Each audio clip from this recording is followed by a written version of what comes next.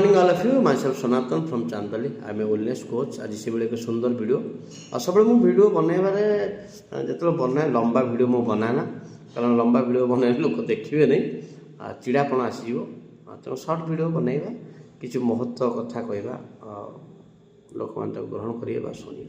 आज से एक सुंदर कथा, आम डेली बेसीस जहाँ खाऊे सका नहीं राति पर्यंत जी पा पीछे जहाँ जहाँ करुचे एक्टिविटी जहाँ करुचे, जदि आम बॉडी भितर से बर्न हो खर्च होताले आम सुस्थ जीवन जापन कंप्लीट करें।